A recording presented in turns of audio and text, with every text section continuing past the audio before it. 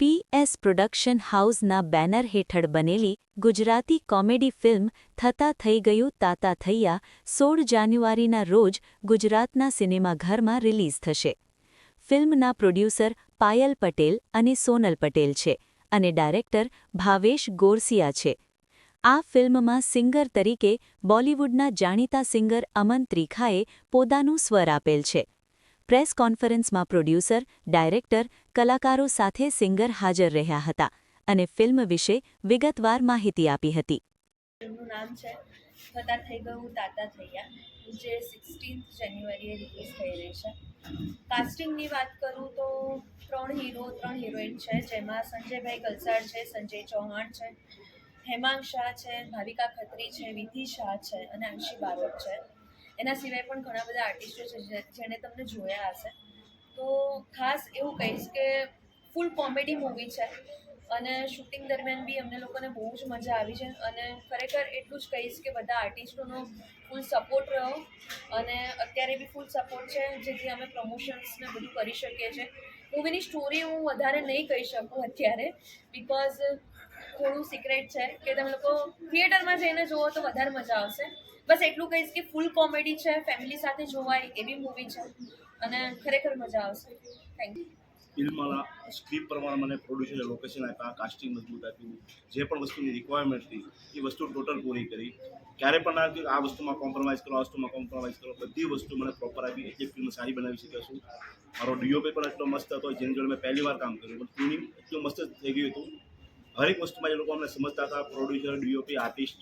એટલે મારે આ પિક્ચરો વધારે બની અને વધારે બનાવવાની મજા આવી, સારી કરી. मट के छट के मारे हैं तू आज शोला तो हम भी फुवारे हैं तू आसमां पे है तो चांद तारे हैं हम चाहे दम निकले ये दम है कसम तेरी कसम तुझे आज छोड़ेंगे ना हम ना ना ना ना ना ना ना गो गो गो गोविंदा होने दे आज हल्ला देखे गली मोहल्ला चाहत के माथे चंदन का टीका है राम सीता इसमें शर्मो हया की रस्में जिनमें मोहब्बतों का तरीका राम सिया की देखो निराली है प्रेम लीला. ફિલ્મ ખરેખર સારી બની છે. ગુજરાતી ફિલ્મો બધી સારી અત્યારે બની રહી છે. અમે લોકો કંઈક નવું આપવાનો ટ્રાય કર્યો છે કે જેથી કરીને આપણે ઓડિયન્સને ગમે. અત્યારે હાલ જેટલી કોમેડી ફિલ્મો બને છે, જે રીતનો ઊંધિયું બનાવીએ છીએ આપણે, કે ટોટલી મસાલો મરી જાય એ પ્રમાણની અમારી બી ફિલ્મ છે. તો બસ સરસ મજાની ફિલ્મ બની છે અને 16 તારીખે રિલીઝ છે. તો તમે જ્યારે પતંગ દોરી જગાવીને ઊંધિયું જો ખાઈ લો તો પછી પ્લીઝ અમારી ફિલ્મ જોવા જજો, કારણ કે અમારે પૂરેપૂરું મિક્સ મસાલો ફિલ્મ અમારી છે. વધારે કહીશ તો તમે જોવા નહીં જાઓ, બેટર દેન કે તમે થિયેટરમાં જશો પણ મજા આવશે. અને ખરેખર બહુ જ મજા આવી એમની સાથે કામ કરીને. એન્ડ આ પહેલા એવા પ્રોડ્યુસર્સ છે, I personally feel proud because 2 ladies છે એમને પ્રોડ્યુસ કરી છે, Payal Patel and Sonal Patel. So I personally feel proud કે ભાઈ લેડીઝોએ ફિલ્મ પ્રોડ્યુસ કરી છે. આઈ હેવ ટુ સપોર્ટ ધેમ.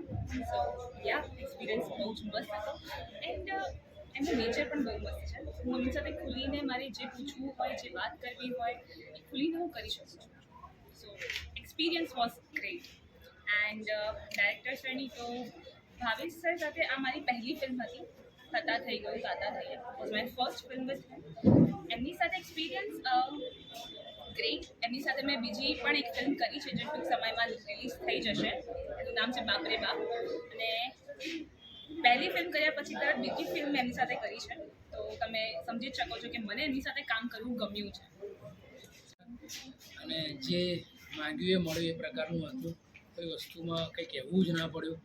કલાકારો પણ અમારા બધા બહુ જ મનમેલવાળા હતા, એટલે ટાઈમસર શરૂ થઈ જતું હતું, પતી જતું હતું. એકદમ ચિલ રિલેક્સડ શૂટ કર્યું છે અને બહુ મોજ પડી છે. પહેલાં તો થેન્ક યુ જ કહેવું પડે, કેમ કે છેલ્લા કેટલાક વર્ષોથી જે તમે પ્રેમ આપો છો અને આ 2025માં તો એટલો બધો આપી દીધો છે કે મેં હમણાં જ વાત કરી કે આપણે કલેક્ટિવલી પહેલી વાર ગુજરાતી ફિલ્મ ઇન્ડસ્ટ્રીના ઇતિહાસમાં આપણે 200 કરોડથી પણ વધારેનું કલેક્શન એક સિંગલ યરમાં કર્યું. આપણે 100 કરોડ પણ ક્રોસ નહોતા કર્યા ટોટાલિટીમાં, પણ આ વર્ષ એવું રહ્યું કે એક જ ફિલ્મ લાલવાએ 100 કરોડ કમાયા અને કલેક્ટિવલી બીજા 100 કરોડ. એટલે 200 કરોડ રૂપિયા આપણે પંજાબી, બંગાળી અને મરાઠી 3 ઇન્ડસ્ટ્રીને બીટ કરી આપણે. એટલે સાઉથની 4 ને હિન્દીને છોડીને 6ઠ્ઠી સૌથી મોટી ઇન્ડસ્ટ્રી તરીકે આપણે બહાર આવ્યા. અને થેન્ક્સ ટુ ઓડિયન્સ, ગુજરાતી ઓડિયન્સને જ આ કમાલ જે એકસાથે 10થી 15 ફિલ્મો એક સાથે આખા વર્ષમાં હિટ ગઈ. આવું એક બે જતી હતી, પછી બીજી થોડી એવરેજ રહેતી હતી, પણ એક સાથે ઘણી બધી ફિલ્મો ચણિયા ટોળી છે, અમારી ફિલ્મ ઉભરો હતી, લાલોએ તો બૂમ જ પાડી દીધી છે. તો એ તો વધામણા છે. Thank you audience. Gujarati audience અત્યારે બહુ નેક્સ્ટ લેવલ પર છે.